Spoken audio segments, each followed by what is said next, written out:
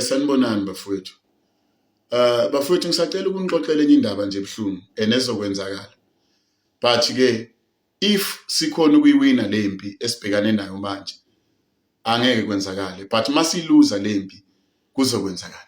Ngifuna ukukutshela kuzokwenzakalani if le ndaba yama illegal foreigners siluza lempi esibhekane nayo.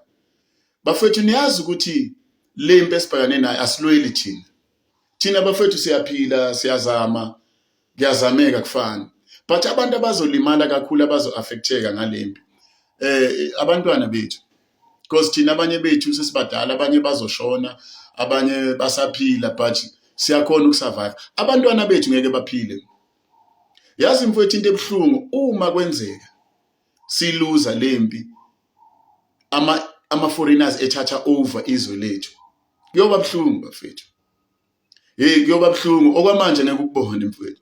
Uyabona labantwana bethu abancane bamantombazane, lezi dubudubunyane esizithandaza amantombazane wethu, angeke zilibone ilanga.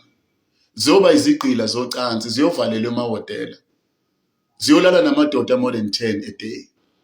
Abanye babantwana bethu bayothunyelwa phesheya, beyolaliswa nabantu abangabazi, badayisisa umzimba ngoba thina sobe sesihlulekile. Bafethu kuningi okubuhlungu okuzokwenzakala. Laba besilisa abafana labantwana bayosebenza kanzima just ukuthola nje umjovo wama drugs ukuthi bajove, bayodla phansi. Kumanje bafethu ama-Somali lama tuck shop sidliswa phansi. Mangathi uyabheka ku-TV ukudla kuchithwe phansi, sinikezwa yonke into. But ngaleso sikhathi sobe singasenawo amandla. Bengithi mina silwe manje sisenawo amandla, sikwazi ukuthi sibhekane nalesimo ngoba ama-leaders wethu ayazi kuzokwenzakalani. Ayikho into enzima mfowethu njengokuphila in a collapsed state. Into ecollapsile, yazi ngike ngaba kwelinye izwe ilona ayikho into ebisebenza kulelozwe.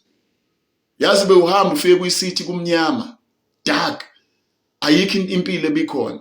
Ngikhumbula kahle kwelinye izwe, angeke ngilibize igama lakhona because kuseduzane, sengikhathele ukubiza ilagama lakhona.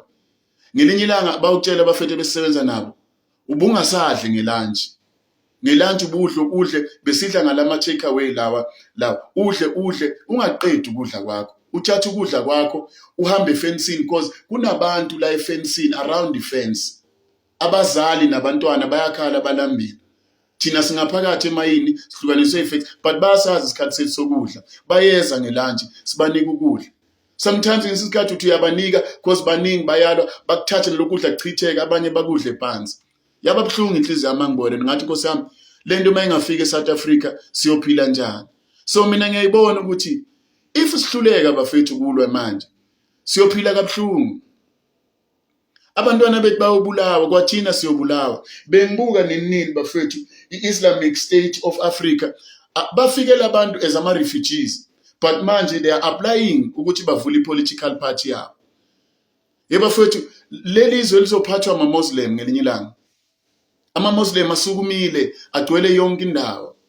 Angisho ukuthi sokhonzisa uNkulunkulu esingabazi, bayoza noNkulunkulu abasingabazi. Kumanje mfowethu kudungekile eMzansi kunoNkulunkulu abaningi bama-rituals abasuka koGhana, basuka koNigeria, abantu badidekile. Sikhonziswe into esingayazi because zivumile. Ayikho into ebuhlungu njengokuphila in a collapse state where yonke into collapse. And ama-politician ethu ngendlela atshontsha ngayo ayazi ukuthi that time mayifika isikhathi sokuthi kuhlushekwe, bona babe into yobifunction kuphela is the city.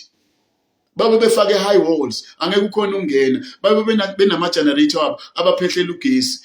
Kumanje banama-boreholes emizini yabo, banamasola yonke into. Wena ophuwa angeke uphile, angeke uphile mfethu.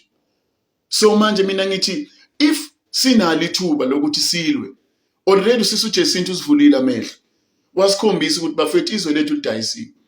So kudinga ukuthi thina siyeke lokhu sikhwebhana sihlangane together, silwise ugovernment wethu, sivikele lokhu kuhlupheka okukhulu okuzayo. Ayikho mfethu, even uNkulunkulu knows ukuthi uMzansi nini uyohlaselwa ama-foreign. But we have to fight Even noma ungaye eBhayibhelini liyakutshela iBhayibheli ukuthi the foreigners in your land, they will gain more power. And when you lose yours, Deuteronomy, they will lend you money when you won't lend them because when you ube nalutho, and they will be stronger and stronger in your own country. So sidinga ukuthi sisukume sivikele izwe lethu. Sivikele izwe labantwana bethu because abantwana bethu kumanje kunabantwana abathunjiwe abavalelwe koJoburg lapha emahotela.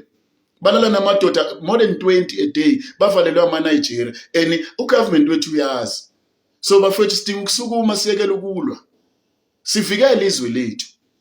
Mfethu amanye amazwe awaphili, ngihlale nginichazela amanye amazwe awaphili abalekela la eMzansi, and now they wanna take over izwe lethu.